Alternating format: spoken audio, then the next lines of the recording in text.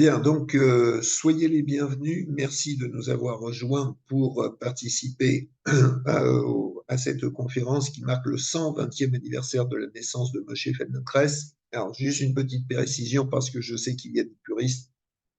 Moshe Feldenkrais est né le 6 mai et non le 5, mais simplement, tout simplement, je n'étais pas libre demain soir, lundi soir. Et d'autre part, je trouve qu'il est, vous avez peut-être plus de disponibilité le dimanche soir. Permettez-moi tout d'abord de me présenter pour celles et ceux qui ne me connaissent pas ou pas forcément, de manière trop succincte. Donc, je suis Franck Kuczynski, je suis de formation coach sportif, j'ai dirigé pendant plus de 40 ans des clubs de sport dans Paris. Et très tôt, j'ai été interpellé par la méthode Feldenkrais, puisque mon père était l'un des premiers élèves de Moshe Feldenkrais en France.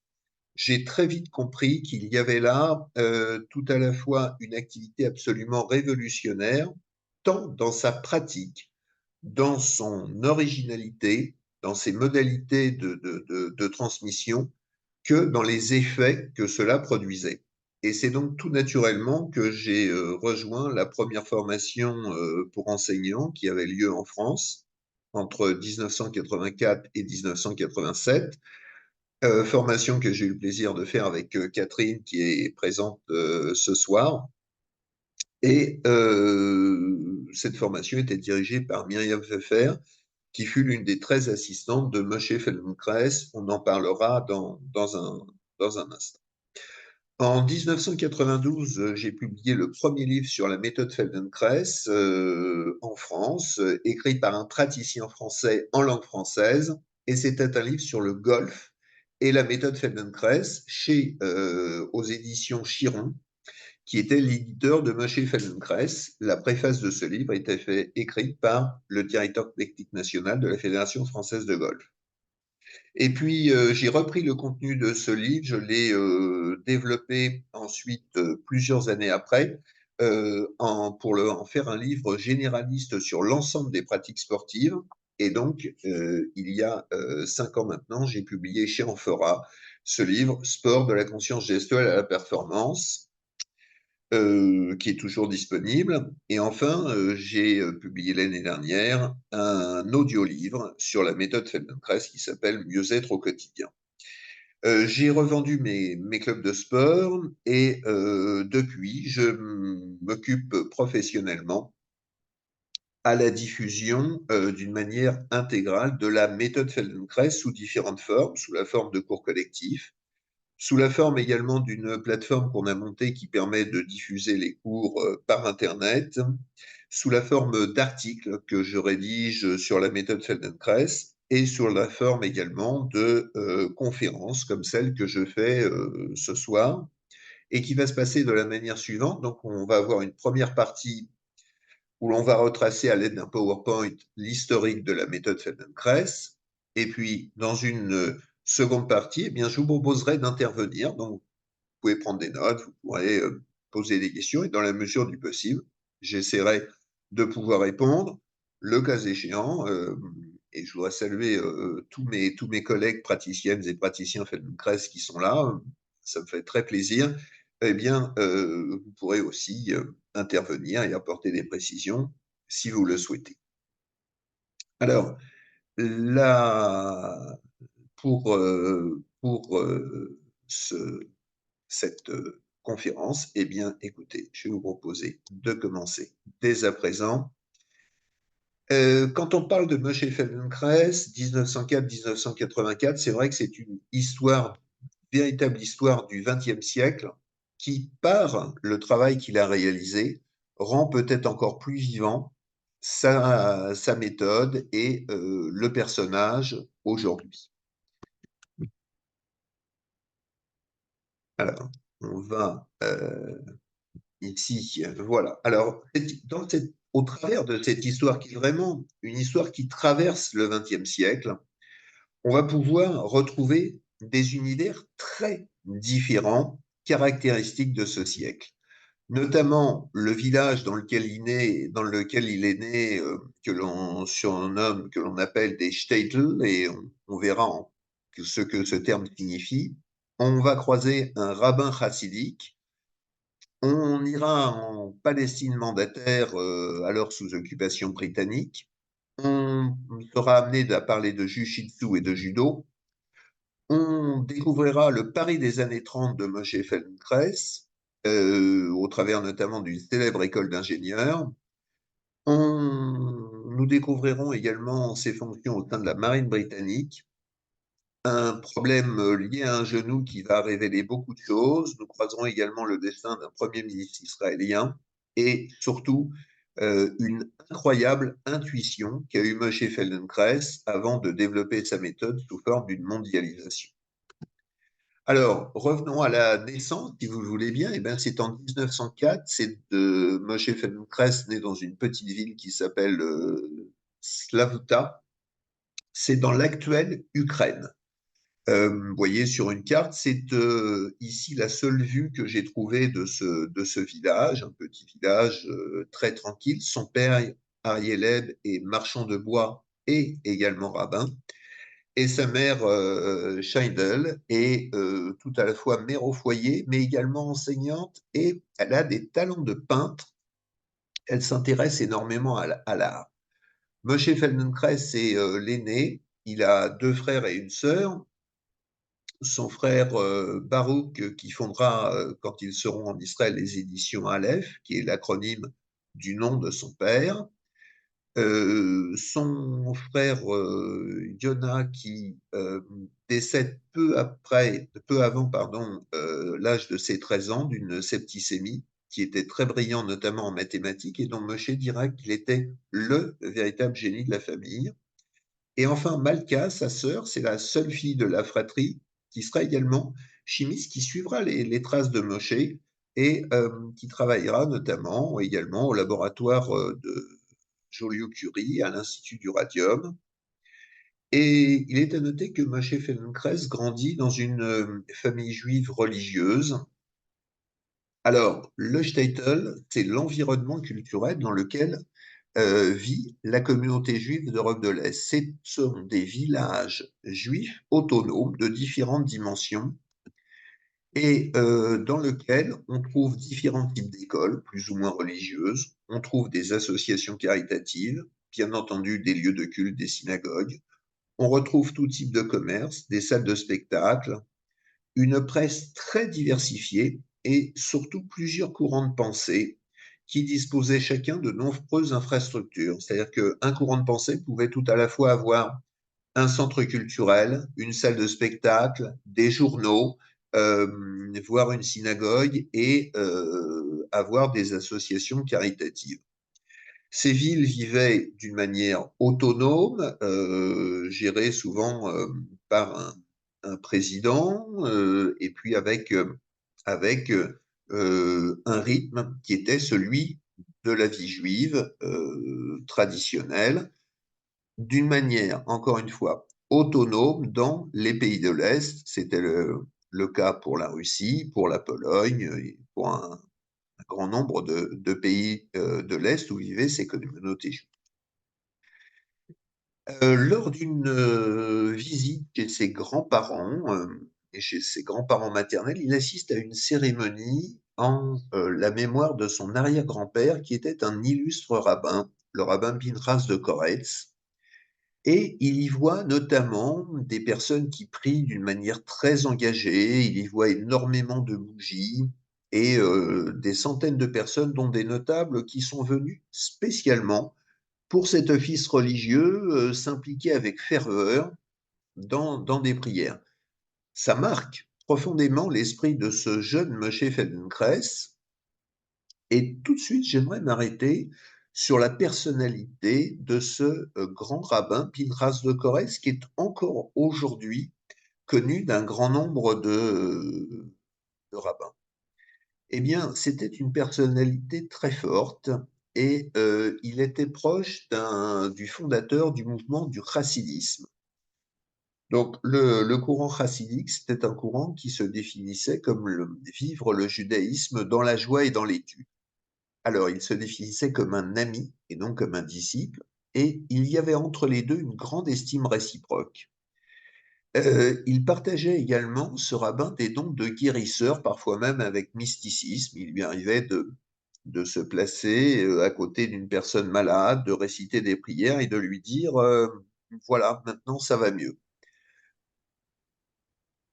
Il développait également, et ça c'était assez novateur à l'époque, l'idée de l'unité entre le corps et l'esprit. Il incitait d'ailleurs ses disciples à étudier la philosophie, les mathématiques et les sciences, ce qui était particulièrement rare dans cette période.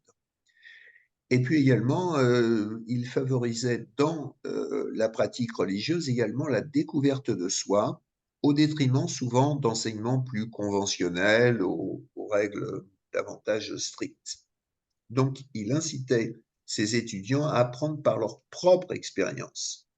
Ce sont autant d'éléments qui façonneront, qui influenceront la personnalité de Moshe Feldenkrais quelque chose comme à peu près 2 siècles plus tard, quand il aura à créer sa méthode. En tout cas, euh, ce sont des traits de caractère que l'on va également retrouver chez Moshe Feldenkrais. Alors, dans les villages autonomes juifs, dans ces shtetl, il y avait une vie intellectuelle très riche.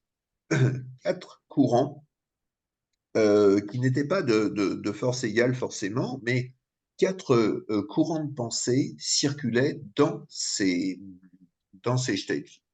Il y avait d'abord donc le courant chassidique dont je viens de vous parler, qui incitait les gens à la prière et aux célébrations des fêtes dans la joie, dans le respect des lois de la Torah. Ensuite, il y avait un autre mouvement, on va dire presque à l'opposé, qui était un mouvement ouvrier juif, le Bund, et qui se battait pour imposer des normes sociales et pour imposer une solidarité entre tous les travailleurs juifs. Alors ce mouvement était relativement puissant, il tenait notamment un certain nombre d'organismes sociaux, ça pouvait être des hôpitaux, ça pouvait être des cantines, ça pouvait être des clubs de sport. Et le Boot était peut-être l'une des organisations les mieux structurées pour apporter un bien-être au sein de tous les travailleurs qui étaient qui résidaient dans ces shtetls. Il y avait l'idéologie communiste qui arrivait avec une promesse, c'était de libérer l'homme par la révolution. Et il y avait le rêve sioniste qui consistait pour notamment Théodore Herzl et pour un certain nombre d'autres leaders à rassembler et à réunifier le peuple juif sur sa terre. Ces 4 courants comprenaient le bien selon les villages, selon les époques étaient plus ou moins influents, mais en tout cas, il y avait toujours des débats très, très houleux sur le plan intellectuel entre ces 4 grandes tendances qui animaient la vie juive de ces shtetls. Alors, les shtetl vivaient d'une manière refermée, mais ils étaient bien entendu sensibles au monde extérieur. Et à l'époque où naît Moshe Feldenkrais, au début du XXe siècle, eh bien, il y a des tensions en Europe qui vont déboucher sur la Première Guerre mondiale.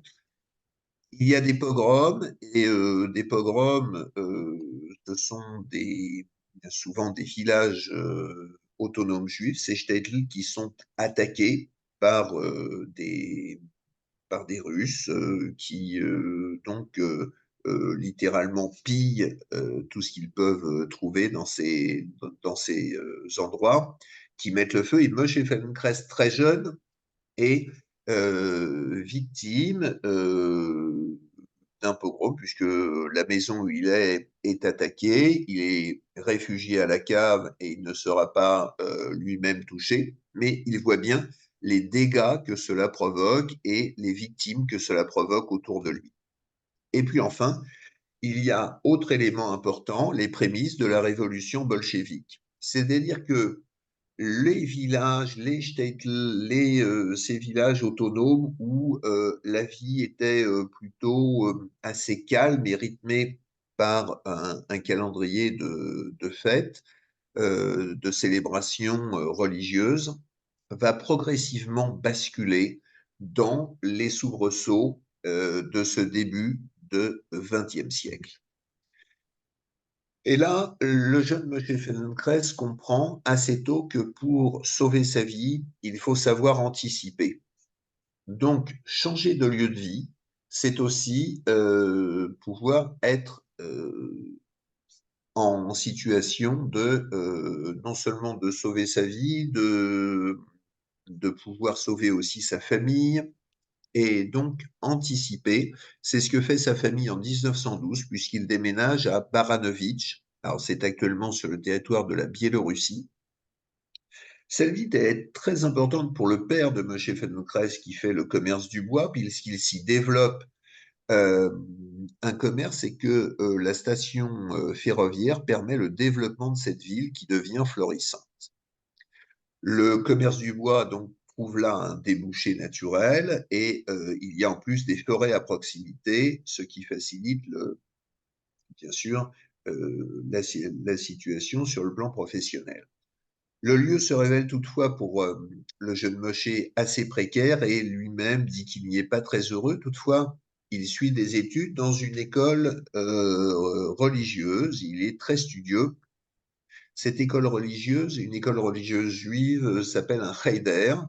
Et le cheder, c'est un endroit où non seulement on étudie la religion juive, mais aussi où l'on analyse des textes, où l'on discute, où l'on échange, où l'on va se forger une opinion sur un certain nombre de textes. Et c'est cette qualité sans doute d'étude qui imprègne aussi l'esprit de Moshe Feldenkrais. Bien. Les nouveaux mouvements donc de pensée qui sont à la fois sionistes et marxistes s'affrontent aussi au courant religieux et Moshe Feldenkrais baigne plutôt dans un courant sioniste. C'est ainsi que sur les conseils de son père, il apprend et il se perfectionne à l'hébreu, aussi bien l'hébreu ancien que ce qui va devenir l'hébreu moderne. Il décide, suite à une forme aussi de brouille un petit peu avec son père, il décide de partir à 14 ans avec d'autres jeunes de son village en Palestine mandataire. À l'époque, ce sont les Britanniques qui ont le mandat pour gérer cette région. Le voyage est très long, il dure 6 mois, il se fait en grande partie à pied et dans des conditions très difficiles puisque il traverse quand même l'ensemble de ces régions. Arrivé donc en Palestine mandataire, eh bien, il participe en tant que maçon avec d'autres jeunes de la communauté de Baranovitch, donc du village de Baranovitch. Il participe à la construction de la ville de Tel Aviv, qui est naissante à l'époque, et notamment, alors si certains connaissent Tel Aviv, de cette grande synagogue que vous voyez, qui est sur la droite de la rue Allenby, quand vous remontez depuis le front de mer. Faut dire que c'est pas le bâtiment le plus beau aujourd'hui de Tel Aviv, mais enfin, c'est le bâtiment qui a aidé à construire Moshe Feldenkrais. Alors c'est pourquoi je l'ai mis en photo ici. Et progressivement, après des années où il est maçon, il devient cartographe pour les autorités britanniques. Lorsque Moshe Feldenkrais se trouve donc en Palestine mandataire, les groupes de jeunes sont souvent attaqués et il y a un besoin de sécurité. Donc, bon nombre de groupes de jeunes apprennent les bases de la self-défense. Et Maciej Feldenkrais apprend le jujitsu, dont ensuite il en développe l'enseignement pour la Haganah. La Haganah, qu'est-ce que c'était?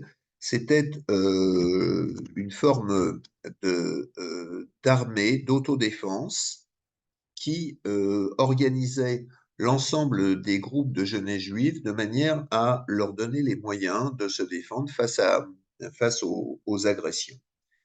Moshe Feldenkrais, au fur et à mesure, donc, enseigne ces techniques et il est témoin d'un étrange phénomène, c'est que quand il y a besoin de se servir de ces techniques, lorsqu'il y a des combats en situation, même les personnes qui sont entraînées rencontrent des difficultés lors des affrontements.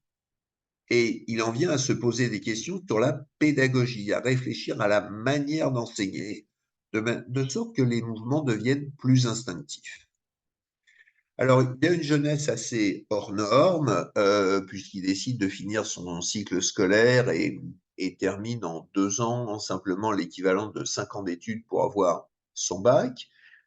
Il s'intéresse à la psychologie, à l'éducation et développe son intérêt pour le jiu-jitsu. Et c'est quelqu'un d'assez costaud physiquement. Il joue au foot d'une manière assez franche, assez forte, et malheureusement, il se blesse au genou, ce qui l'immobilise en 1929. Il a donc 25 ans. Euh, et il est obligé donc de s'arrêter parce que il a été touché au genou d'une manière assez forte. Eh bien, il profite de ce repos pour écrire 2 livres. Alors, c'est un repos forcé, mais il le met à profit pour écrire 2 livres. Le premier est un manuel de Jiu-Jitsu et c'est l'un des tout premiers manuels de self-défense publiés en hébreu.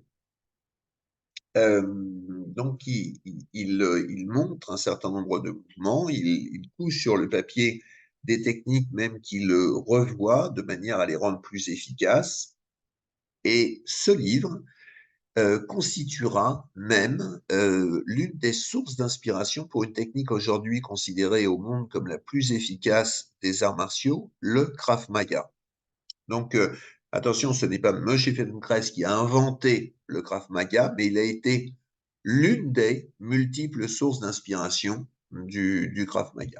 Et puis, toujours dans la même période, il publie en hébreu le livre sur Émile Coué, sur l'autosuggestion, et il y rajoute même 2 chapitres. Donc, il a une plume qui lui permet effectivement de publier, de réfléchir à la pédagogie, de réfléchir à l'enseignement, de coucher sur le papier un certain nombre de mouvements.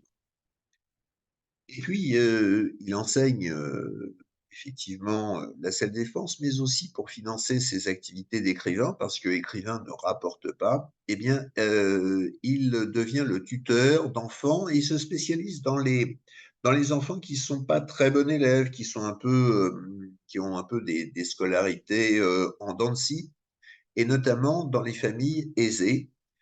Et il y développe une pédagogie tout à fait originale, c'est-à-dire qu'il ne va jamais contre la volonté de l'enfant. Un enfant ne voulait pas faire de mathématiques, ben il ne faisait pas de mathématiques, il voulait jouer au foot, il jouait au foot avec lui. Et progressivement, il disait, bon, bah, ça va, maintenant on a bien joué au foot, est-ce que tu veux qu'on voit quelques éléments en maths? Et donc, il amenait la personne à, vers un autre chemin. Et en fait, cette nouvelle forme d'apprentissage est imprégnée par la philosophie du Jiu-Jitsu, qui consiste à ne jamais aller contre la force de son adversaire, mais plutôt à utiliser cette force pour l'emmener ailleurs, pour tenter de le contrôler. Et il obtient ainsi de nombreux succès en aidant les enfants. En fait, à partir de ça, il développe ici quelque chose qu'il va développer aussi 30 ans plus tard, un principe important que nous allons retrouver dans la méthode Feldenkrais, c'est ne jamais aller contre les mécanismes de résistance d'un être humain, mais plutôt travailler avec eux positivement afin d'aider cette personne à s'améliorer. Et sa brillante carrière de lycéen lui permet d'obtenir une bourse pour un travail universitaire avancé en Europe. Il décide de partir à Paris au début des années 30, à l'école des travaux publics de Paris, tout en ne parlant pas du tout le français qu'il va apprendre sur place. Alors, il s'inscrit à l'école des travaux publics, c'est ce grand bâtiment en briques rouges que vous voyez sur le boulevard Saint-Germain. Et en 1933, il est reçu premier de sa classe au certificat d'ingénieur diplômé de l'école des travaux publics de Paris. Il se partage entre les études et le jiu-jitsu. Et puis, pour trouver un petit peu d'argent de poche, il est également journaliste. Il fait quelques piges dans un journal. Et ce journal, c'est le journal Loto. Alors, ça vous dira peut-être rien, le journal Loto dans les années 30, sauf que c'était l'ancêtre du journal L'Équipe. Voilà. Et il développe ses activités également dans le domaine de l'enseignement du jujutsu, des arts martiaux. Il continue ses études en physique et devient assistant dans plusieurs laboratoires. Et il publie son livre en français sur l'autodéfense. Arrêtons-nous quelques instants sur le magazine L'Équipe, puisque il se fait ami là-bas avec Charles Farou, qui est polytechnicien et qui est champion du monde de billard. Il savait que Moshe Feldenkrais avait écrit un livre en hébreu sur la self-défense et il lui remet une invitation qui avait été reçue par le journal L'Auto pour rencontrer Jigoro Kano. Alors, Jigoro Kano, c'est l'ambassadeur du Japon dans le monde. D'ailleurs, la rencontre est organisée par l'ambassade du Japon en France et cette rencontre est destinée à faire découvrir le judo. Moshe Feldenkrais s'y rend et arrive à rencontrer Maître Kano d'une manière un petit peu rocambolesque grâce à son livre. Alors, le livre de Moshe Feldenkrais a connu de nombreux tirages et plusieurs ici couvertures différentes. Il a été publié chez Chiron. Et sincèrement, quand j'étais allé chez Chiron pour présenter, on m'a tout de suite dit: Ah, la méthode Feldenkrais, oui, oui, avec grand plaisir, on prend. Voilà, donc c'était facile de trouver un éditeur. Ce livre a connu, donc il a été réédité environ 70 fois, traduit également à l'étranger. Alors, il se retrouve donc avec Jigoro Kano et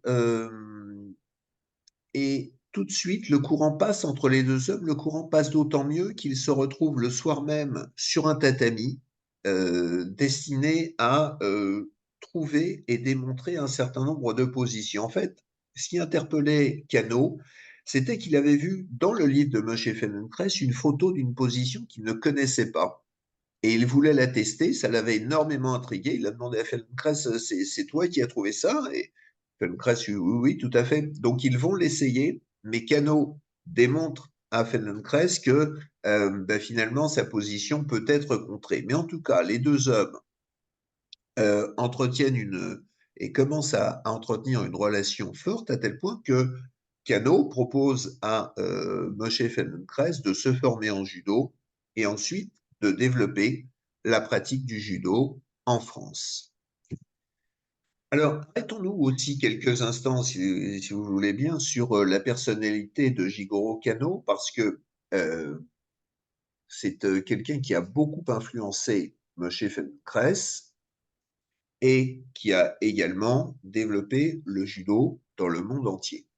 Aujourd'hui, dans tous les dojos de judo, vous avez cette photo. Donc, il cherche à adopter en fait la base du Jiu-Jitsu à la nouvelle ère, puisque le Jiu-Jitsu était une technique de combat à main nue utilisée par les samouraïs, mais c'était aussi une méthode d'éducation corps-esprit. Il a joué un rôle majeur pour le judo et pour le kendo, de sorte que ces deux activités rentrent dans les écoles publiques au Japon.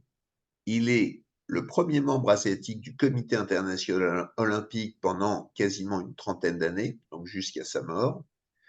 Il est nommé président du Centre d'études des arts militaires japonais au ministère de la Guerre. Ça, c'est une fonction qui va lui permettre d'aller partout dans le monde et de développer, en étant une forme d'ambassadeur du Japon à l'échelle mondiale, cette activité. Et il prône un principe très important que l'on va retrouver dans la méthode Feldenkrais, un minimum d'effort pour un maximum d'efficacité. À l'origine d'une forme d'innovation pédagogique, puisque pour distinguer les élèves avancés des élèves débutants, eh bien, il avait proposé des ceintures qui étaient soit blanches, soit noires pour les élèves avancés, et après la ceinture noire, un certain nombre de grades qui étaient les dates. Bien entendu, vous le comprenez, les liens entre la politique et le judo étaient par sa position très étroits puisqu'il avait des relations très très influentes dans le monde, mais les liens entre la politique et le sport ont toujours existé partout et dans tous les temps, et donc croyez bien que le Japon a utilisé cette carte aussi comme étant une carte diplomatique, au même titre que beaucoup d'autres pays. Alors, Feldenkrais réoriente son enseignement du judo sur les conseils de Kano, en s'appuyant sur le fait de pouvoir immobiliser l'adversaire, et notamment par rapport en utilisant ses déséquilibres, en utilisant l'agilité, l'habilité, en exploitant ses points faibles. Il adopte et il repense désormais tous les mouvements avec ses principes, et notamment par rapport à une dépense d'énergie minimale pour un maximum d'efficacité. Donc, ça devient tout autant un art que de l'autodéfense. Et comprenez que là, que la partie la plus efficace, c'est quand il y a le moins d'efforts. Par ses connaissances en physique et en anatomie, il formalise sur des bases scientifiques les attaques et les ripostes, et donne donc à ces techniques un réel fondement. Et en 1934, avec l'aide de la famille Hérol, qui dirige l'École supérieure des travaux publics. Donc Hérol, ce sont les éditions Hérol aujourd'hui. C'est la troisième, quatrième génération. Eh bien, il crée le Jiu-Jitsu Club de France au sein de l'École supérieure des travaux publics. Alors, c'est une salle qui est fréquentée par les étudiants de l'école et par ceux de la Sorbonne, ainsi que par des enseignants. Elle est située au dernier étage des bâtiments de l'École supérieure des travaux publics.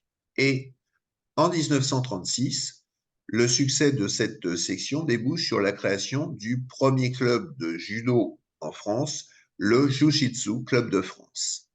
Le comité directeur, donc le président en est Charles Farou, dont je vous ai parlé tout à l'heure, qui est devenu directeur à la vie automobile. Les vice-présidents sont Moshe Feldenkrais et Paul Bonnet-Maury, docteur en sciences, à qui Moshe Feldenkrais apprend le judo et dont on reparlera tout à l'heure. Secrétaire général Marc Hérol, qui est ingénieur de l'ETP. Et dans le comité d'honneur, eh bien, vous avez Maître Cano, ainsi que Frédéric Joliot-Curie et Léon Hérol. Assez peu de temps après la création de ce club, la direction technique est confiée à un expert japonais installé à Paris, Maître Kawashi. En 1939 a lieu une soirée de gala organisée par le Jiu-Jitsu Club de France, qui est présidée par Jean Zay, alors ministre de l'Éducation nationale du Front populaire, et la réussite de cet événement permet un développement du judo, notamment à l'échelle de ce club et en France. Alors sur l'une des photos, je crois que c'est sur la photo du haut, me semble-t-il ici, mais aussi sur celle du bas, il y a également la sœur de Moshe Feldenkrais qui a participé à la création de ce club et qui a pratiqué le judo. Le parcours professionnel d'ingénieur se poursuit pour Moshe Feldenkrais, toujours passionné par le judo. Et il continue donc en 1933, il devient chercheur associé de Frédéric Joliot-Curie dans le fameux laboratoire du radium, où Madame Curie avait réalisé ses travaux. Il travaille notamment sur des recherches sur la fission nucléaire, et le rôle de Moshe Feldenkrais est de construire des appareils de haute tension, et notamment un générateur de Van Graaff. Ce générateur de Van Graaff constituera également la base de son mémoire, la base de son travail pour sa thèse de doctorat, qui ne sera déposée qu'en 1946. En 1935, Frédéric et Joliot-Curie reçoivent le prix Nobel pour leurs travaux sur la synthétisation des nouveaux éléments radioactifs. Et entre 35 et 37, Moshe Feldenkrais travaille à Arcueil-Cachan à la construction donc d'un générateur de Van Graaff. Ensuite, il travaille sous la direction de Paul Langevin sur des travaux de recherche sur le magnétisme et les ultrasons. Alors, le laboratoire de Paul Langevin était situé dans le 5e arrondissement, pas très loin de l'École supérieure des travaux publics. Moshe Feldenkrais se marie avec Yona Rubinstein, qui est pédiatre, et semble s'acheminer vers une carrière paisible en associant science et sport. Malheureusement, la guerre éclate et l'arrivée des troupes allemandes sur Paris nécessite pour Moshe Feldenkrais, comme il l'avait fait lorsqu'il était en, en Russie, de se déplacer pour sauver sa vie. Et il passe dans des conditions assez rocambolesques par le dernier bateau qui partait du sud de la France, du port d'Hendaye, je crois, vers l'Angleterre. Il transporte avec lui 2 valises métalliques qui sont chargées de fioles d'eau lourde et qui sont destinées au service de la recherche britannique. Malheureusement, dans le transport, il y a une valise ou 2 qui sont perdues, qui sont égarées. Toutefois, quand il est en Angleterre, il travaille dans les services scientifiques de la marine et notamment, il travaille au développement du sonar, puisque vous savez qu'il y avait une importante guerre sous-marine à l'époque, et le rôle du sonar était essentiel pour aller détecter les navires ennemis. Il est notamment sur une base secrète en Écosse et il continue l'enseignement du judo. Il publie également en anglais sur les arts martiaux, aussi la couverture de l'un de ses livres, publié donc en anglais. Il y publie 3 livres successifs, et certains d'ailleurs seront encore publiés 40 ans après. Et puis, il développe pendant cette période des champs d'exploration également en psychologie. Et c'est un moment assez riche, et notamment dans 3 domaines. La psychanalyse qu'il avait commencé avant la guerre et qu'il continue. Il croise Matthias Alexander, qui est l'inventeur de la technique Alexander, et puis il s'informe notamment sur la philosophie de Gurdjieff. Il développe également ses connaissances sur l'anatomie et la neurophysiologie. Enfin, il observe dans le cabinet médical de sa femme la motricité des enfants, des nourrissons, et ça l'interpelle. Et il voit comment les nourrissons et les jeunes enfants sont amenés à bouger avec aisance. Et il comprend que quand l'adulte a des tensions, l'enfant, lui, au contraire, visiblement fait un grand nombre de mouvements avec une très grande facilité. On va s'arrêter notamment sur les 2 dernières références, c'est-à-dire Matthias Alexander et Gurdjieff. Alors, Gurdjieff, c'est une personnalité très contestée. Certains le considèrent comme un usurpateur ou un escroc. On ne sait rien de sa vie avant 40 ans. Il a dit avoir été initié par des grands maîtres dans des villages très reculés du monde. En fait, on n'en sait rien. Il avait une très forte influence auprès de cercles ésotériques dans le Paris de l'avant-guerre. Néanmoins, qu'est-ce qui peut intéresser M. Feldenkrais ici? C'est sans doute les méthodes qu'utilisait Gurdjieff pour promouvoir l'auto-observation, un peu comme la méthode Coué, et ce qu'il appelle le rappel de soi, c'est-à-dire pouvoir vivre soi-même, afin que ses élèves sortent, selon lui, de leur profond sommeil et deviennent plus conscients de leur vrai moi. Alors seulement, ce serait d'être des machines humaines, et ce concept de rappel de soi était lié à la clé d'une vraie vie, à la clé de vraiment vivre sa propre vie et non pas celle que l'on subissait. Donc sans cette capacité de rappel de soi, de conscience totale et libre, un homme ne serait qu'un ensemble de réactions automatiques programmées par sa propre éducation, son acquis, ses îles, et il en vient à dire qu'en fait, dans ces cas-là, il y a une forme d'illusion de choix et que l'homme n'est en fait qu'une véritable machine qui manque, quelle que soit sa propre envergure intellectuelle. Voilà. Et puis, sa méthode comporte aussi des exercices physiques de groupe.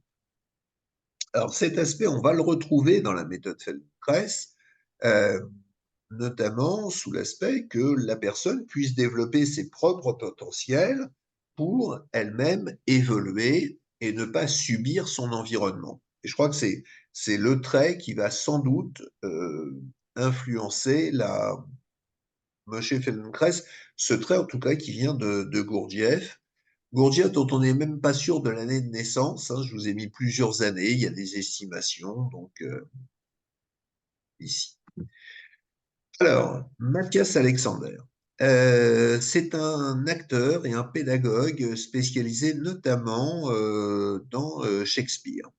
Et puis cet acteur devient aphone et à force de chercher des trous, des traitements médicaux, malheureusement, il n'en trouve pas.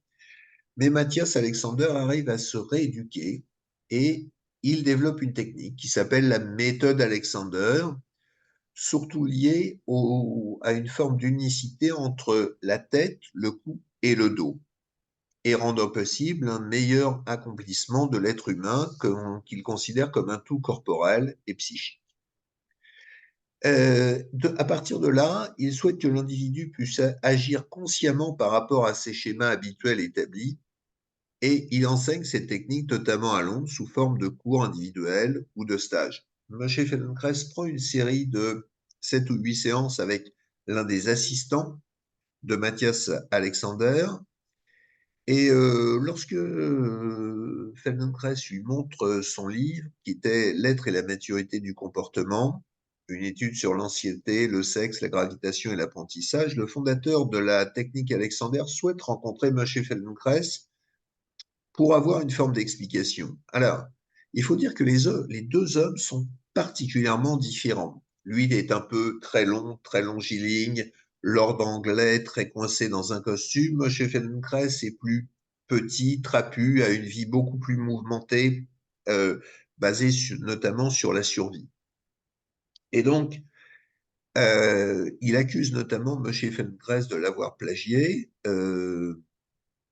Et l'entretien se passe pas très bien puisque Mathias Alexander met Feldenkrais à la porte sans que celui-ci ait pu donner d'explication et qu'ils aient pu avoir une explication très claire.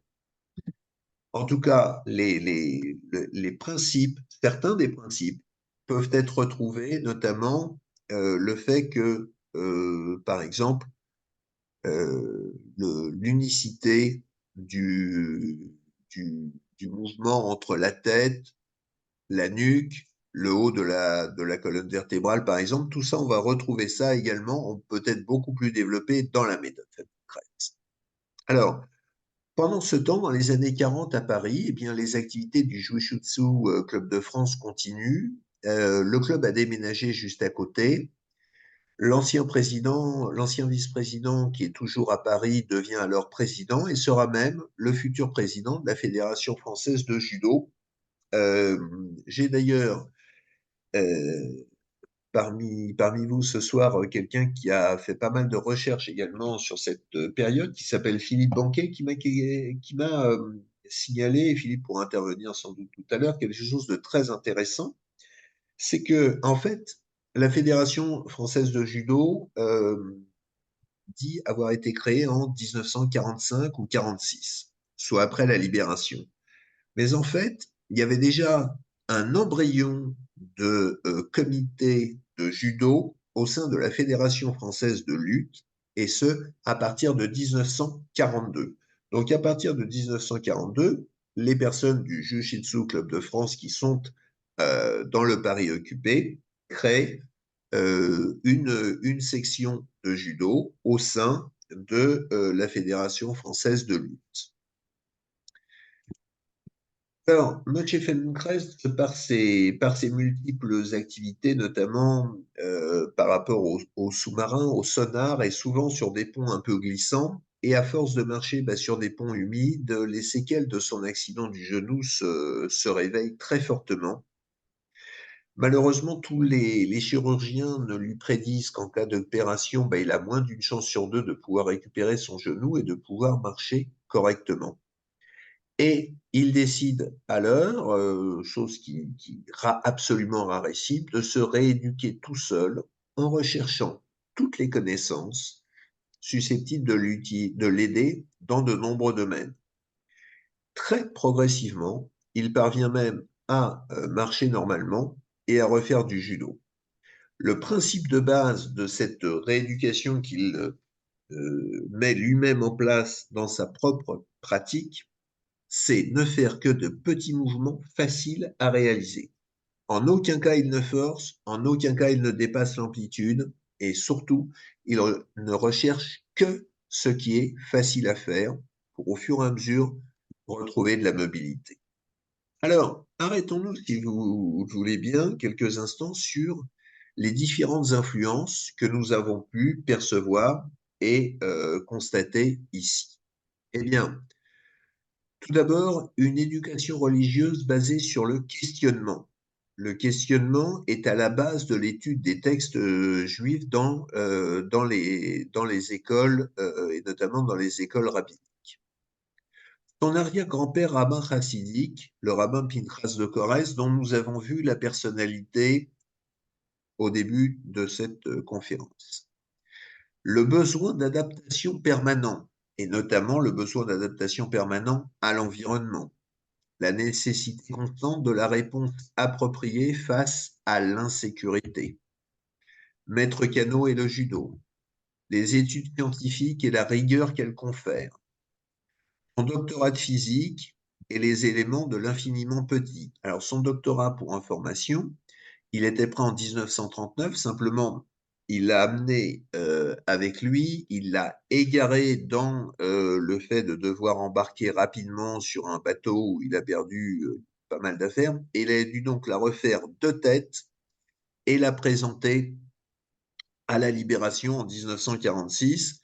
J'ai tenu cette thèse de doctorat dans la main et rien n'est toujours évident avec Moshe Feldenkrais, puisque au lieu de l'appeler Moshe Feldenkrais, et la thèse s'appelait Mesure de je ne sais quoi, ils l'ont appelé en lettres gravées sur la pochette en cuir, etc., sur sa thèse, Mesurer Feldenkrais. Voilà. Donc, c'était pour la petite anecdote. Il y a d'autre part l'observation des enfants dans le cabinet de pédiatrie de sa femme. Et enfin, certains philosophes qui considèrent que chaque individu peut évoluer dans sa posture comme dans son comportement. Eh bien, à partir de là, si vous rassemblez le tout, si vous regardez chacun des éléments et vous trouvez tous les ingrédients de la pensée de Moshe Feldenkrais pour aller créer la méthode. Tout est en place. Et il publie un nouveau livre qui est L'être et la maturité du comportement. Son titre, c'est un mélange d'intérêts variés depuis qu'il a 20 ans.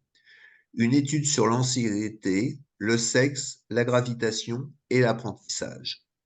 Donc tout y est, la psychothérapie, Freud, la physique, l'auto-éducation.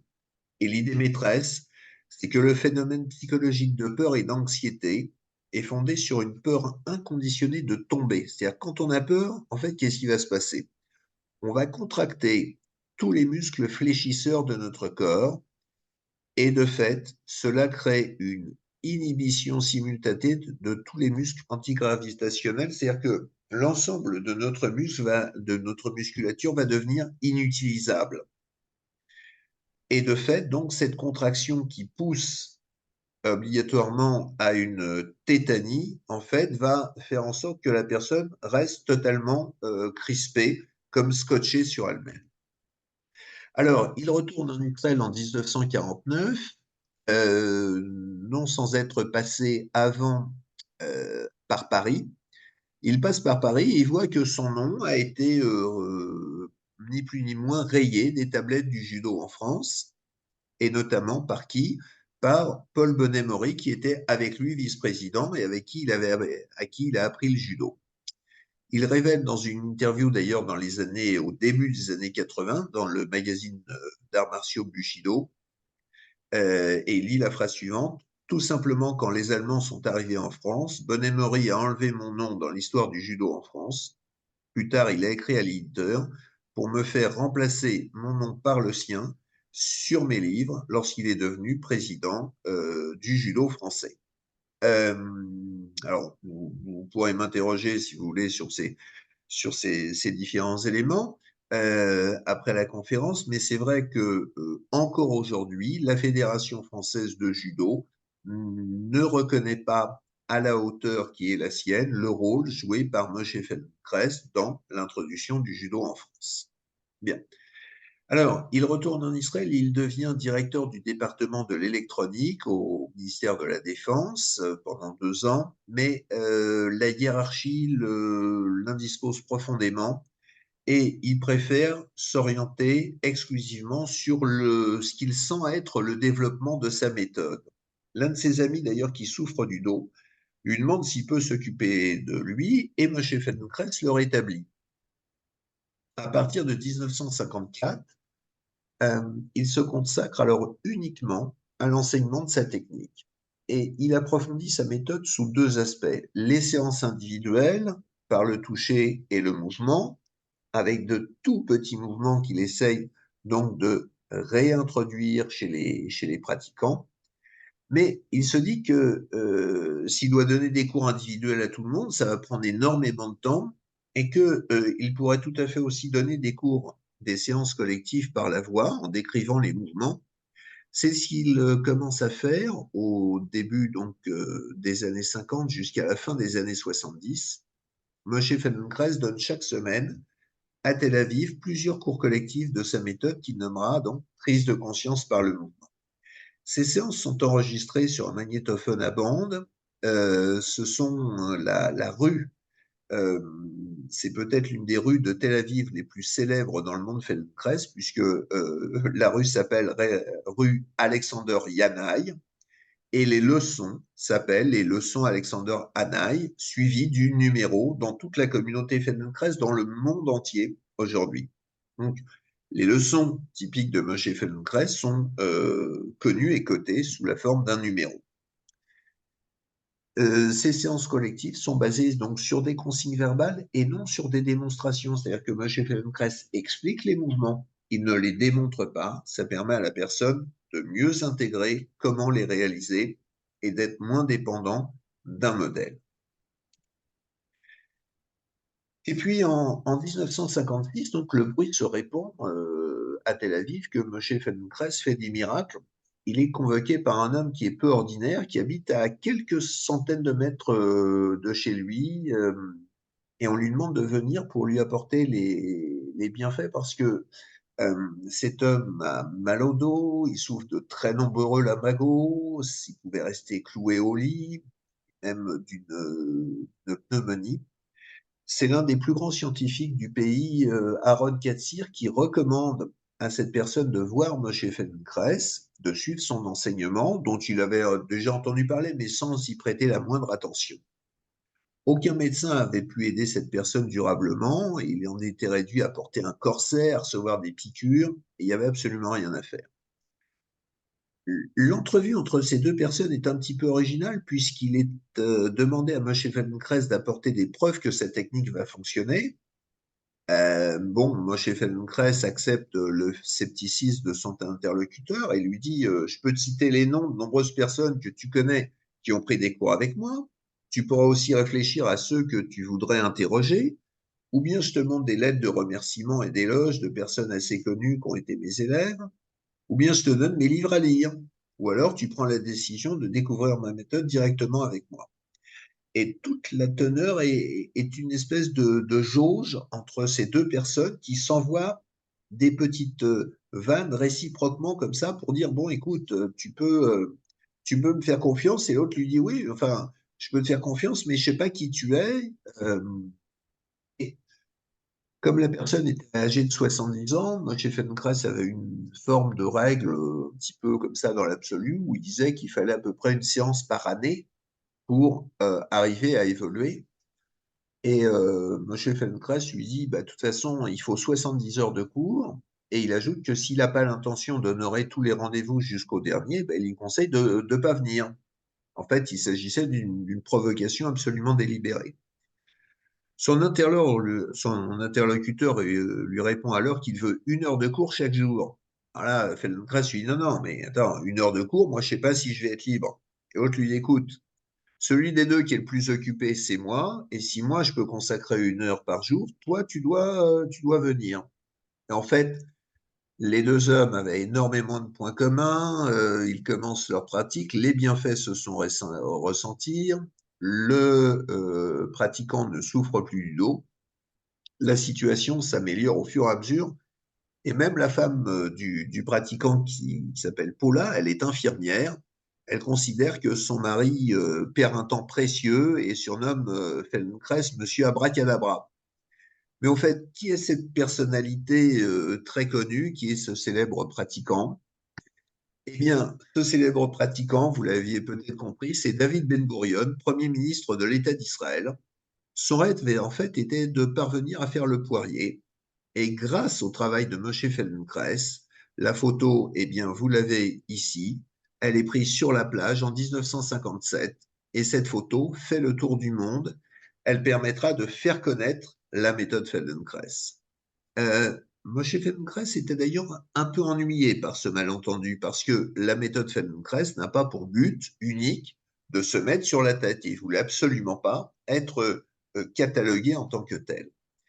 David Ben Gurion ne tarit pas d'éloges sur Moshe Feldenkrais et commence à naître une véritable amitié entre les deux personnes, à tel point que parfois, dans la rue, on croisait Moshe Feldenkrais et comme les deux personnes étaient du même gabarit, se ressemblaient à la fois dans leur forme de coiffure, enfin si on peut appeler ça une coiffure, ils étaient tous les deux assez petits, assez trapus. Parfois, des personnes considéraient qu'elles étaient avec David Ben Gurion alors qu'elles croisaient Moshe Feldenkrais. En tout cas, tout Israël voulait alors connaître qui était l'homme qui a mis David Ben Gurion sur la tête et l'a délivré de ses douleurs, là où des tas de médecins ont échoué.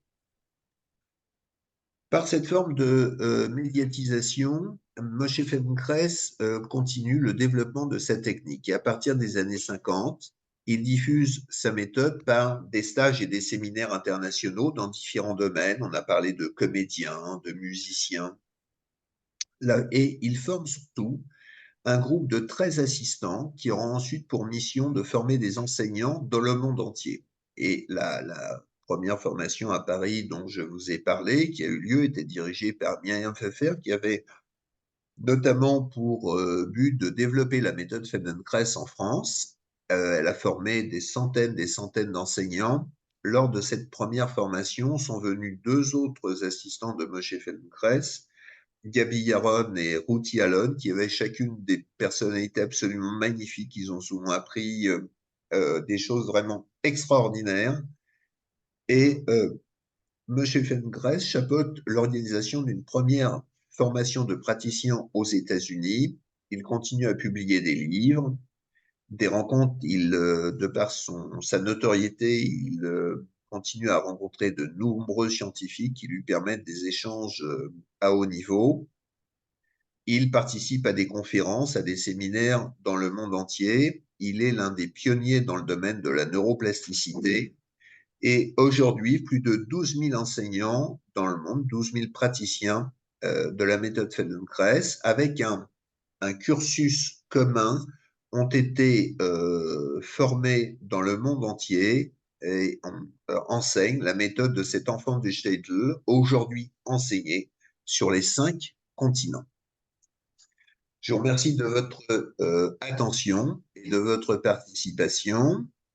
Et donc, je souhaite que vous retrouviez nombreux et nombreux parmi les cours de méthode Feldenkrais enseignés par mes collègues qui me fait l'honneur d'être présent ce soir. Alors, ben, je vais me permettre de les citer parce que vous allez voir qu'il y a du monde de partout aujourd'hui. Et ça fait vraiment très, très plaisir. Donc, vous avez Anne Michel qui est dans la Bretagne Nord, Mélanie Rich qui est en formation sur Paris, Catherine Stavy qui est à Lyon dans le premier arrondissement, Ghislaine Rousseau qui est au Puy-en-Velay, vous avez Fanny Astor qui est sur Paris, Anne-Marie Paillard qui est à Sanary. Ensuite, vous avez Vlad Arigaton qui est praticien à Carmiel en Israël, que je salue.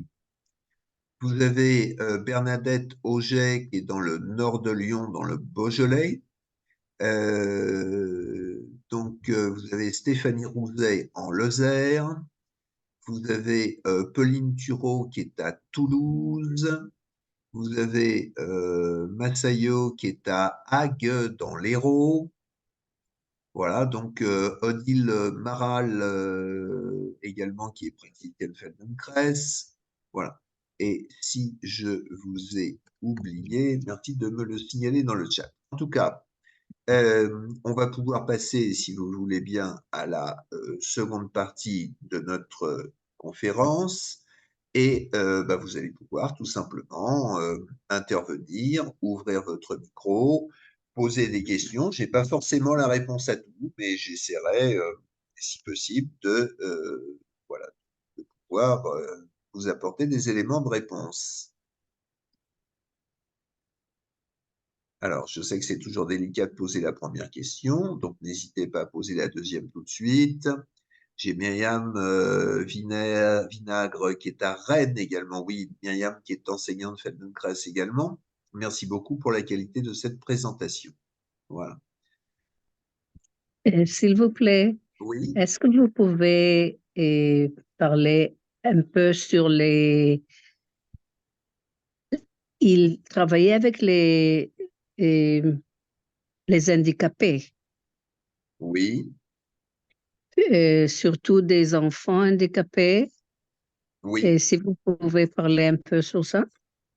Alors, parmi les séances individuelles que donnait Moshe Feldenkrais, Moshe travaillait beaucoup avec des enfants qui avaient des retards de développement moteur, de manière à réimplanter le processus, le schéma de développement moteur de l'enfant.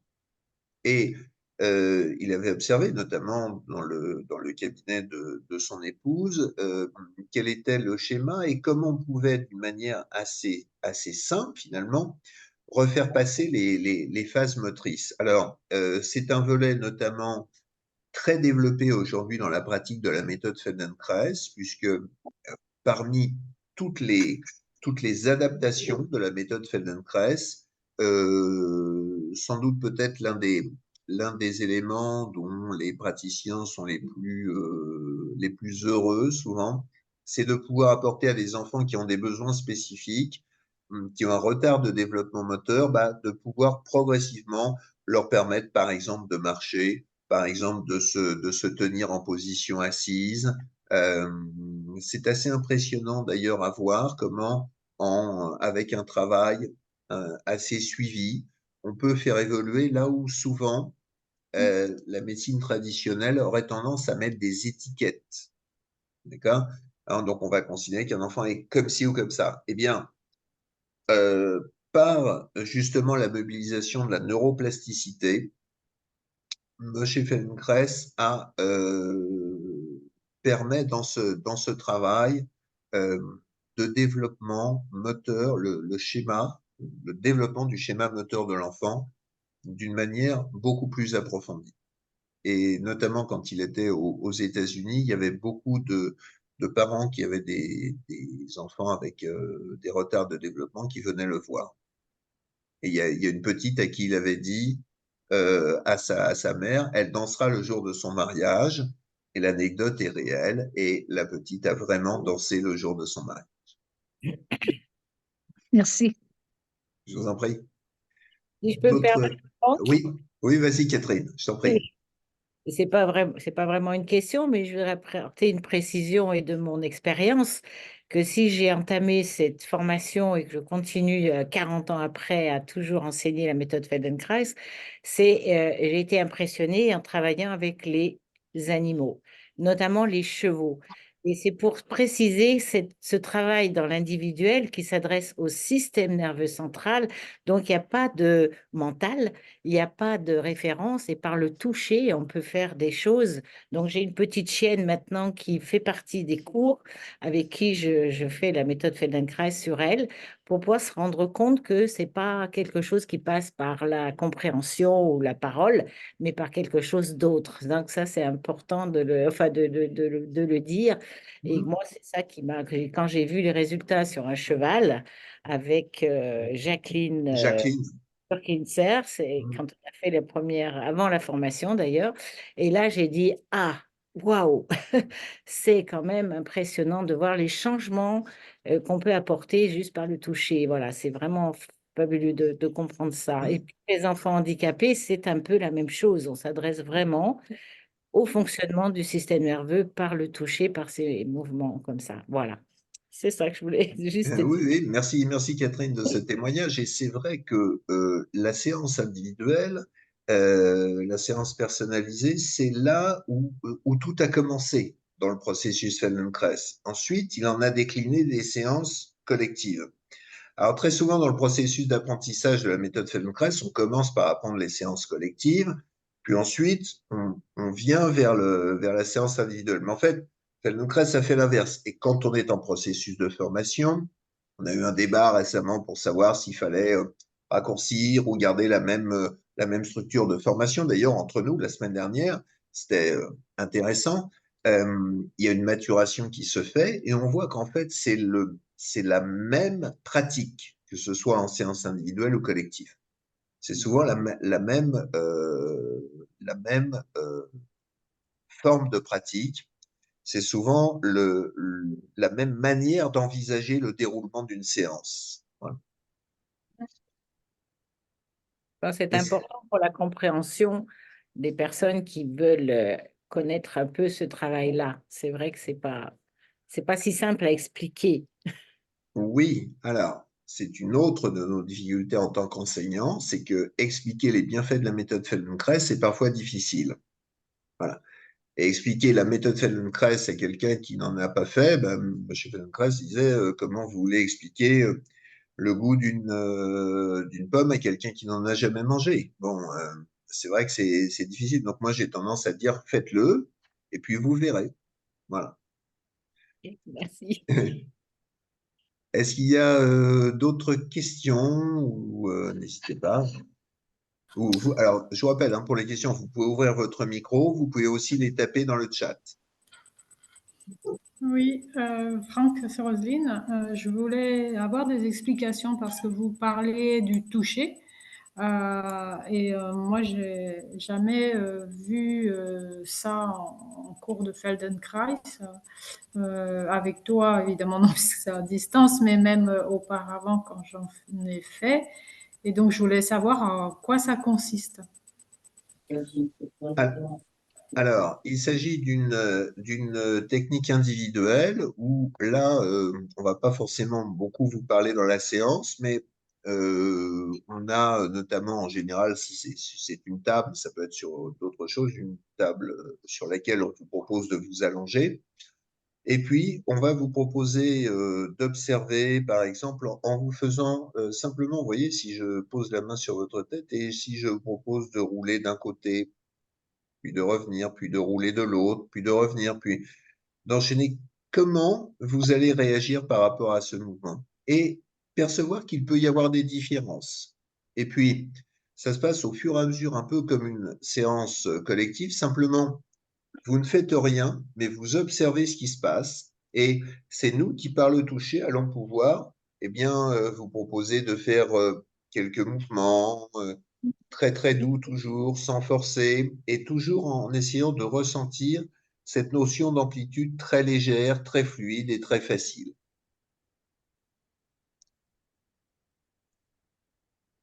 quelles étaient les 12 autres personnes? Alors, est-ce que d'abord, Roselyne, j'ai répondu à votre question?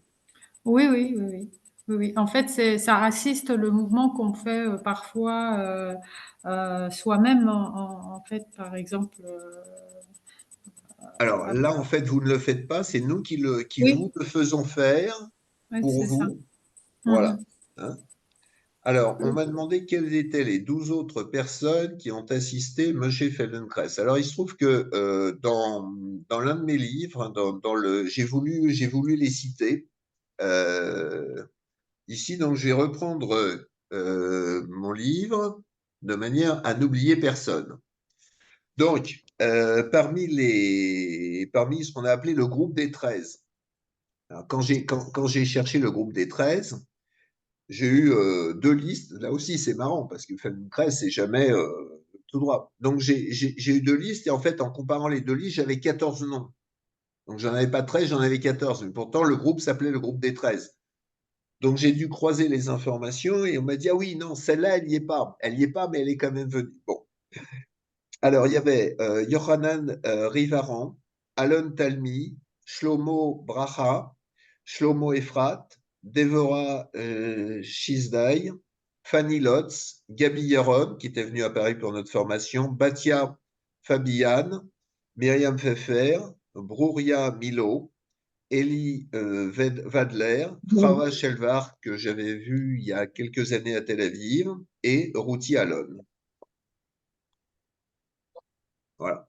Alors, je voudrais vous dire aussi faire un petit clin d'œil à Philippe Banquet, qui, je crois, est parmi nous et qui a publié un livre passionnant qui s'appelle Devenir Feldenkrais, du Shtetl à la méthode, où il retrace en fait à peu près, et on s'était pas rencontrés avant qu'il écrive le livre, et lui n'avait pas vu ma conférence, mais en fait, il retrace à peu près la même période que celle que je vous ai ici retracée ce soir, et il le fait sous une forme très vivante, très romancée.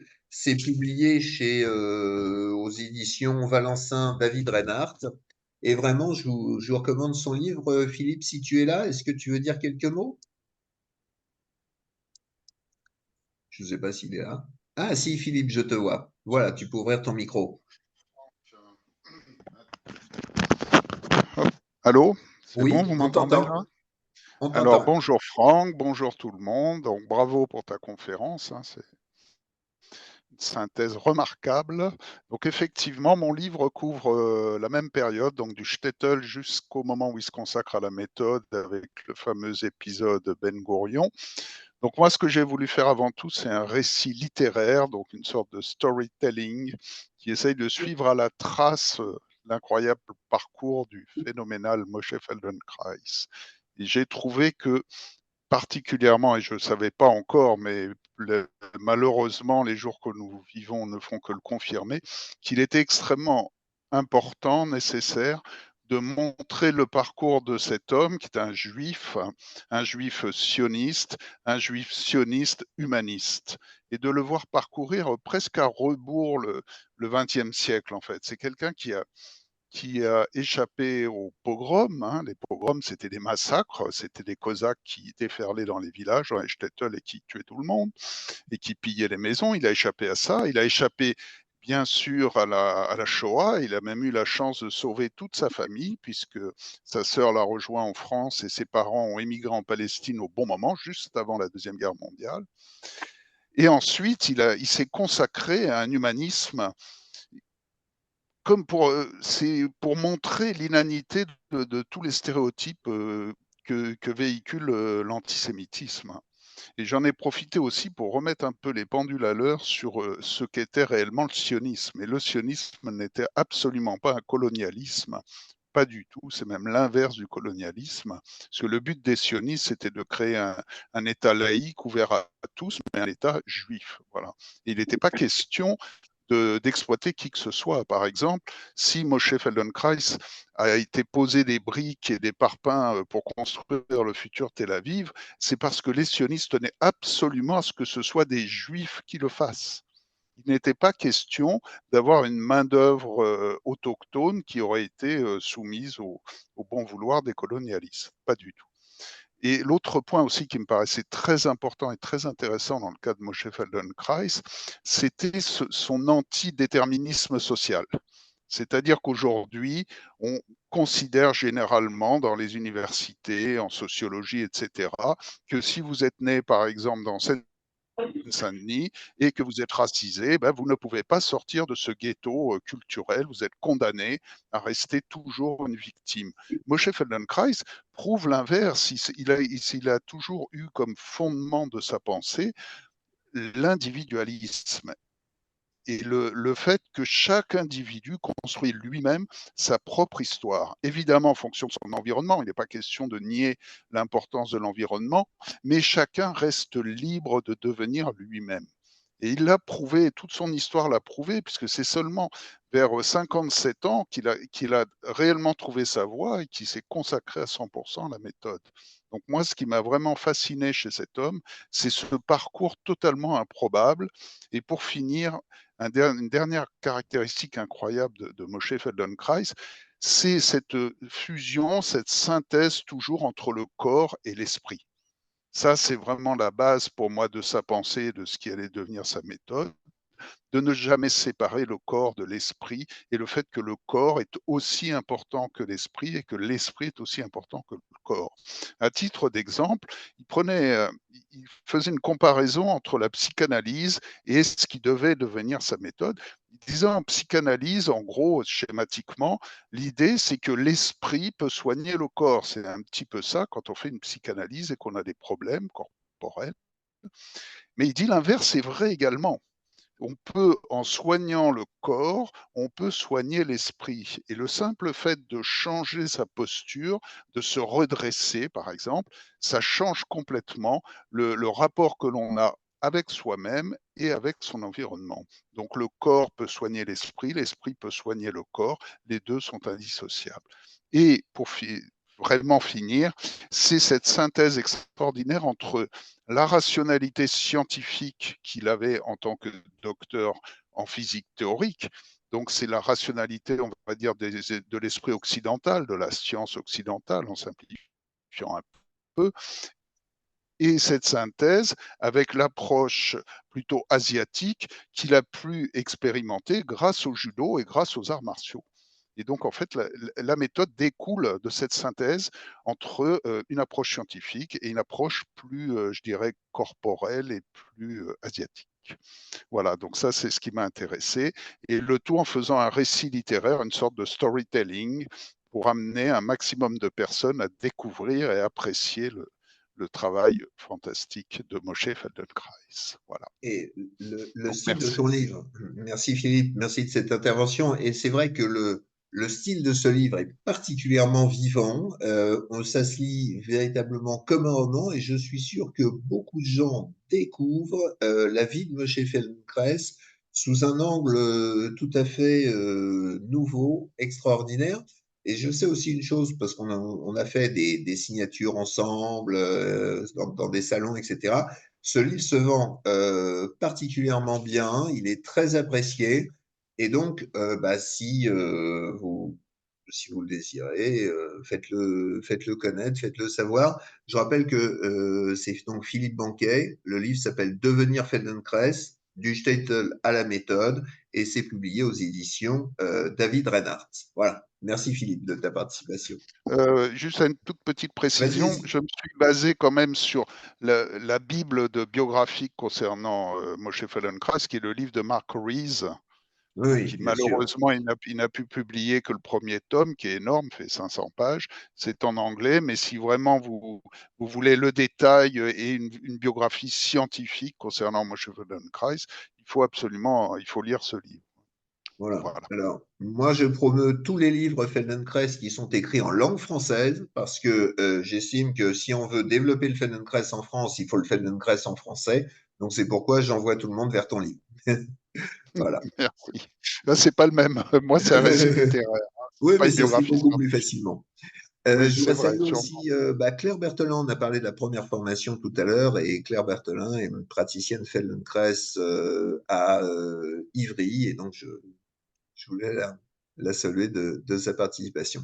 Est-ce que vous avez d'autres interventions, d'autres questions? N'hésitez pas, même surtout mes collègues praticiens Feldenkrais, hein, allez-y, on est là vraiment pour en discuter en cette veille du 120e anniversaire de la naissance de Moshe Feldenkrais.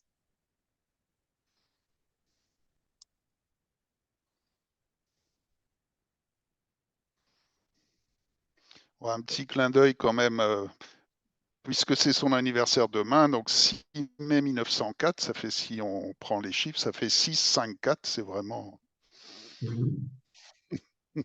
le début, un bon début dans la vie, je trouve, c'est un compte à rebours, 6-5-4, 3-2-1-0, par. C'est une tierce au Rabbi. Voilà. Bien. D'autres questions, remarques, suggestions? Voilà. Alors, je suis ravi d'avoir fait cette soirée en votre compagnie. D'autant plus ravi que c'est vrai que toutes les guildes internationales en général font des semaines Feldenkrais à ce moment-là. Bon, pour des raisons pratico-pratiques, je pense que l'association française n'a peut-être pas pu s'impliquer dans une telle organisation. En tout cas, je suis très heureux que nous ayons pu le faire à titre tout à fait symbolique, tous ensemble. Cette conférence a été donc enregistrée et vous pourrez la retrouver. Alors, je vais voir sur quel lien YouTube, mais si vous êtes enseignant, n'hésitez pas à m'envoyer un petit message pour récupérer le lien. En tout cas, je ferai connaître le lien sur les réseaux sociaux de manière à ce que vous puissiez l'envoyer à vos, pourquoi pas, à vos amis, à vos élèves, etc. Voilà. Merci Franck, c'était très bien et clair. Hein. Ok, super. Eh bien, attendez, d'autres. Je voulais remercier Feldenkrais, que j'ai pas connu. Il est mort au moment où je faisais le premier stage avec lui, mais vraiment, il m'a aidé beaucoup dans ma vie. Et je suis passionnée toujours à la retraite, mais d'enseigner toujours ce travail, vraiment. Voilà. Oui, Qui est quelque chose qui est extraordinaire dans le fait que c'est illimité et que notre développement, nous sommes mortels, peut nous amener à continuer de nous développer jusqu'à la mort. Voilà, je trouve ça fabuleux.